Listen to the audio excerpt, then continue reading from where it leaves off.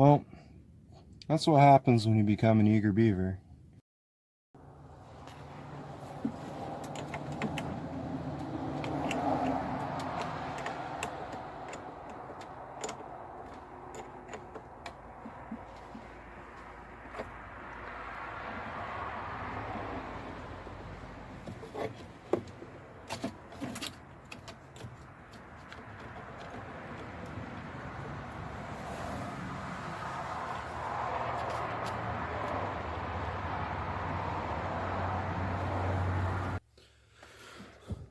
Alright, to gain initial access to the engine to prepare for lifting, you first want to remove your air intake components. 1,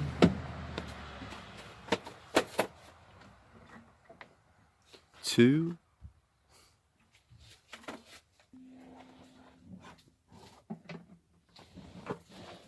and 3. Which then gives us access to one of the 3 engine mounts. You have one in the rear here, and then the 2 on the sides of the motor down in the cradle. To loosen this one up, you have 1 bolt here, 1 bolt here. Loosen this bolt so it can pivot. Take this one apart, pull it out of its bracket, and now you're free. And that's all you really need to do up here.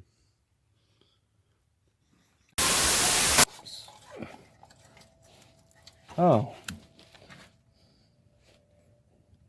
Don't forget your O2 sensor. We'll go ahead and change that fresh oil.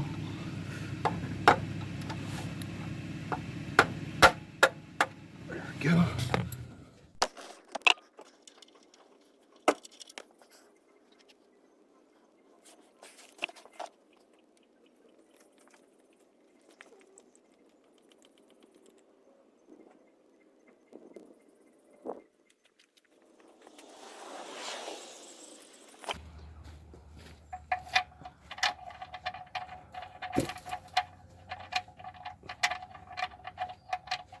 Oh shit. That'll do.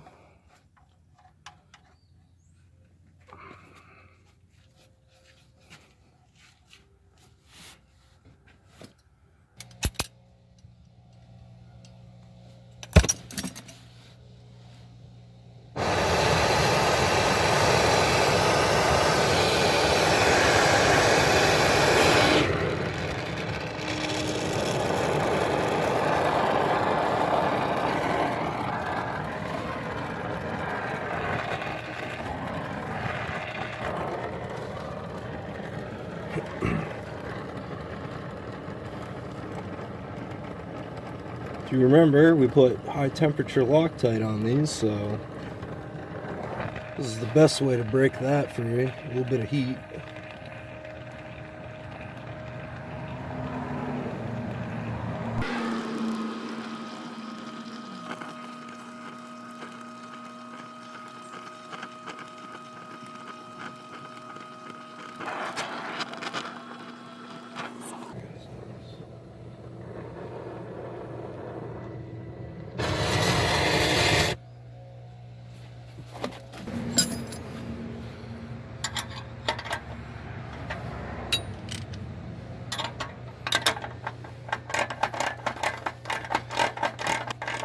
Yeah, nice and easy. Otherwise it'd be a total bear trying to get that nut off.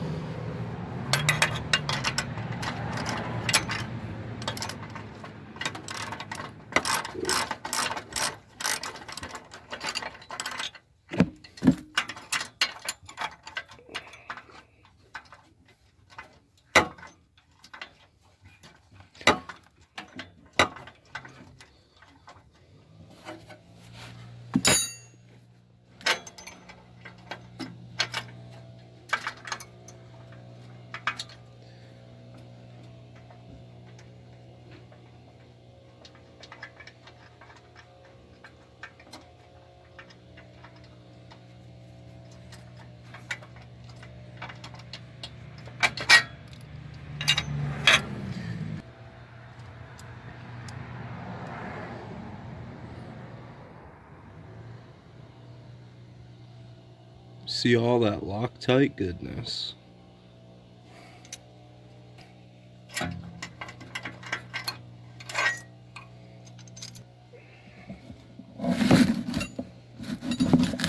Alright, got a little support. Now on to the front.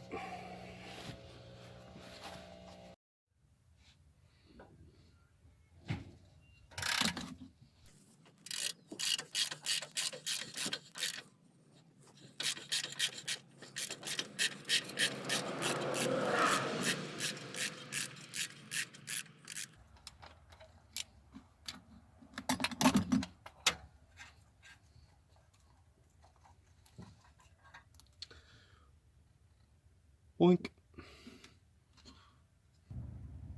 So in the front, we have 6 total studs and nuts to take apart. 3 on each side. And in this case, Maine winter road conditions have truly created some fun corrosion to work with.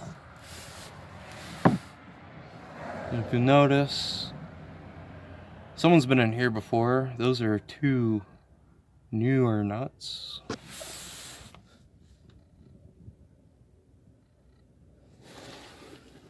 Looks like an original. And then 2 newer nuts again.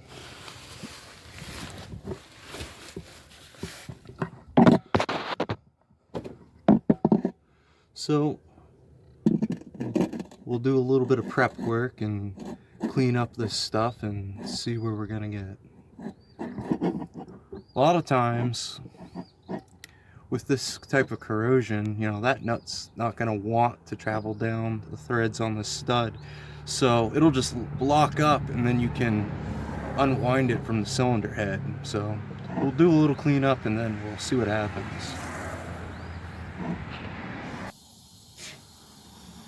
Alright, gave those a scrub. Let's see if we can get some movement with the impact gun with no heat or anything. Forward blast. Reverse. There we go. Stud came out. No heat. Nice. Not too much corrosion up in there. It's a good sign.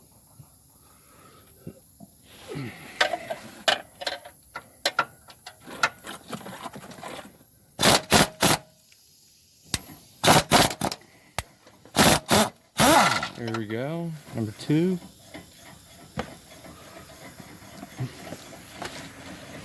But before we become an eager beaver, let's go ahead and secure this exhaust assembly so it doesn't fall on us. Alright, we got a floor jack and a binding strap attached to the cat here. And then once we pop this loose, we'll just lower her down. Back to the action.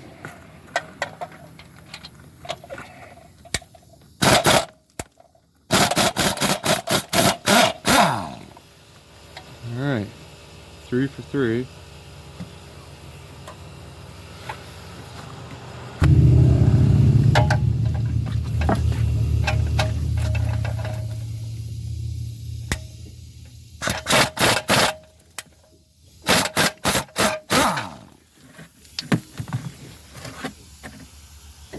There you go.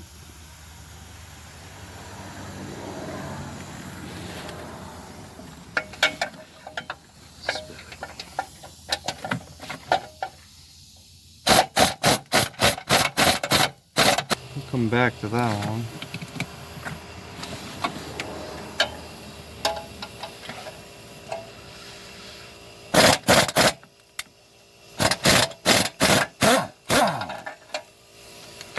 Okay.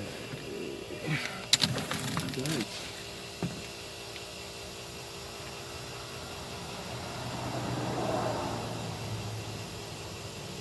Zone. This one has a little interference with this engine cradle cross members, so we'll put the swivel up in there.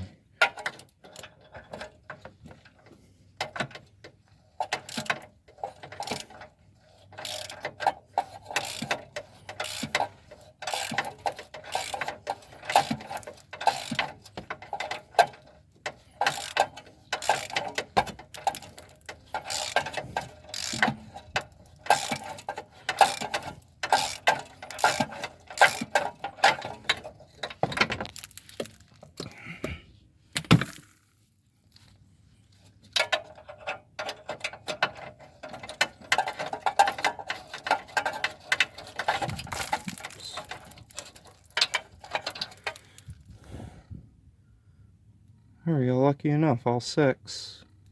Spun right out with the nuts due to all that corrosion there. No heat. Nice.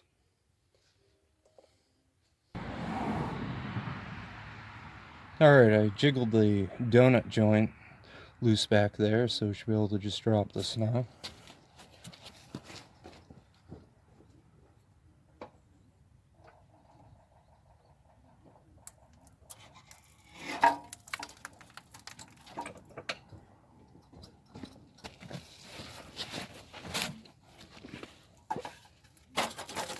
Minor hang up. Oh. Don't forget your O2 sensor.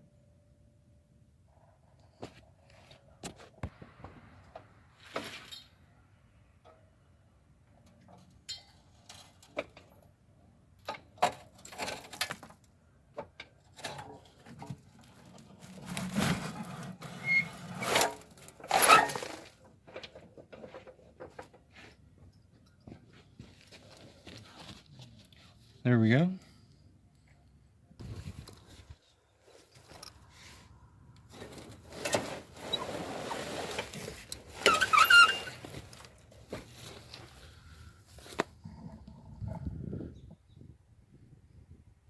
There we go, she comes.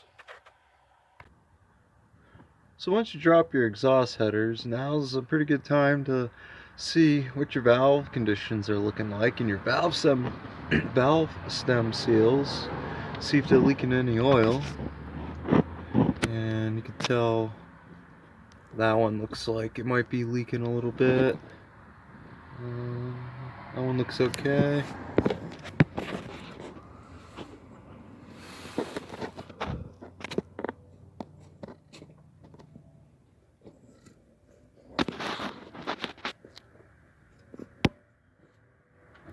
That one looks okay. You can tell that one in the back's leaking a little bit.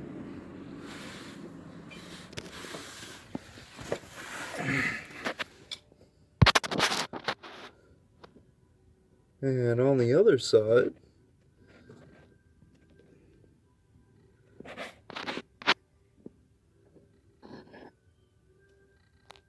that one right there might be leaking a little. That one's definitely leaking. That one looks okay.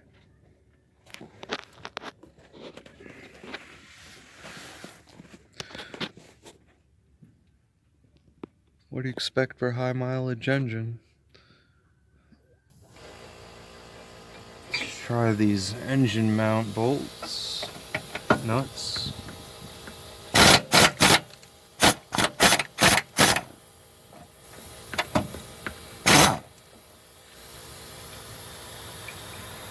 There we go, happy little nut.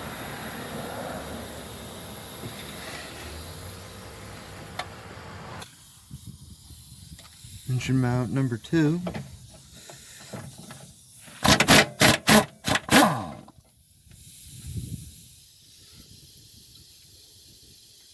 There we go.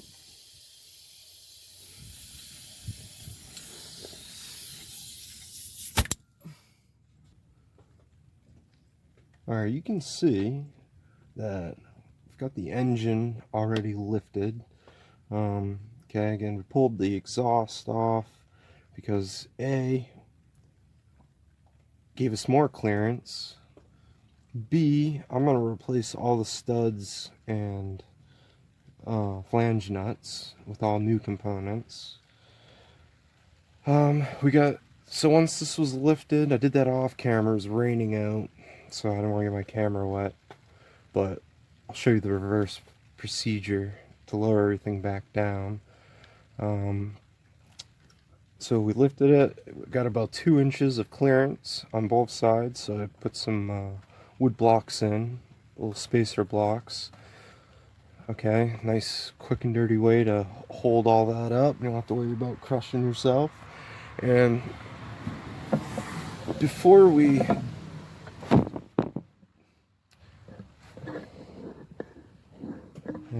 get to town trying to pull this out, we're gonna do some prep work. We're gonna scrub all of these nuts, or all these bolts. Try to get everything as clean as possible. And due to the nature of the corrosion, we may zap them with heat just for good measure. I don't need to shear off any of those shanks into the bores of the block. So we'll find out.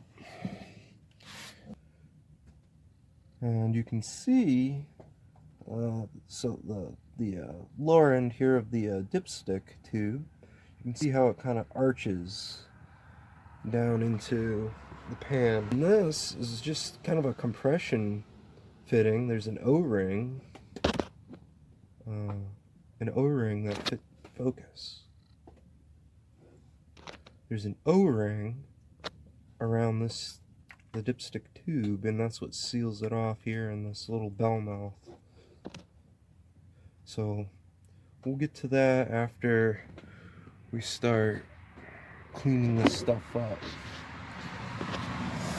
And you can see there's not much room to get back there, but it's better than it was. So let's get dirty. Alright, so we'll start by doing a little bit of degreasing, because this stuff's always gross to get on ya. Got a piece of rosin paper down to catch all the runoff, and just gonna use a little bit of my favorite degreaser, Petrol 87, commonly found at your any local gas station.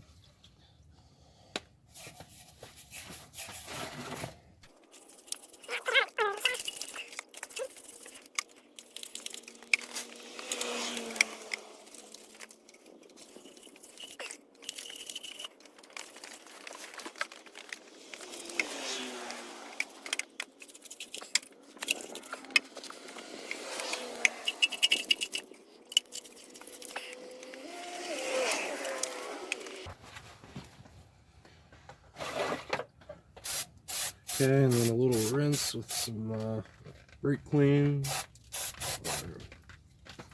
or acetone.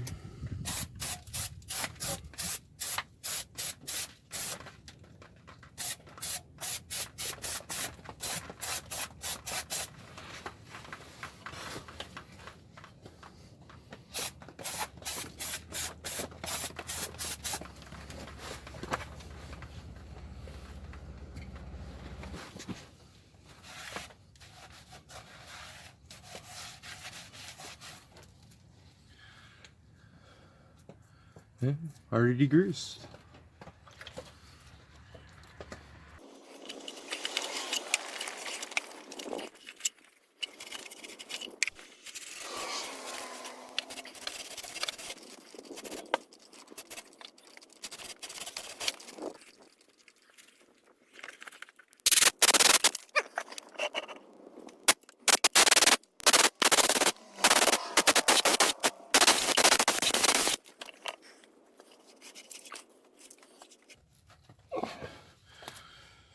Alright, step one.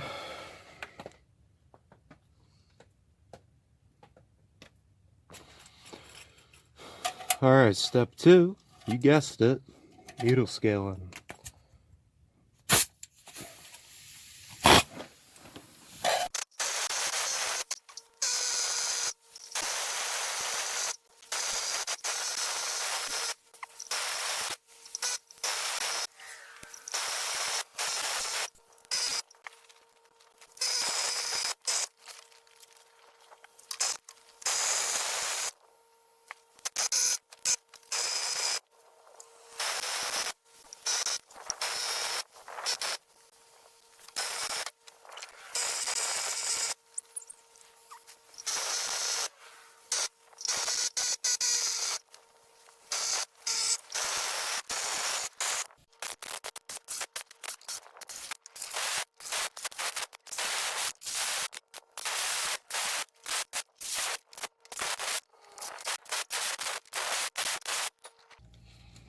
Alright, into step 2.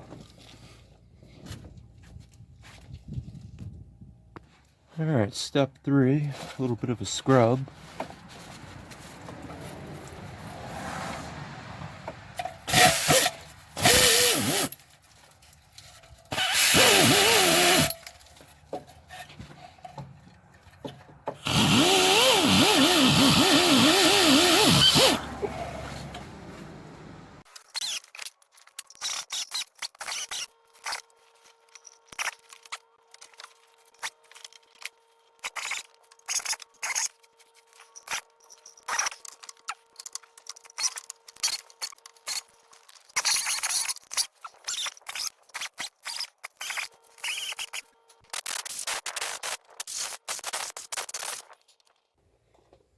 Alright, making headway.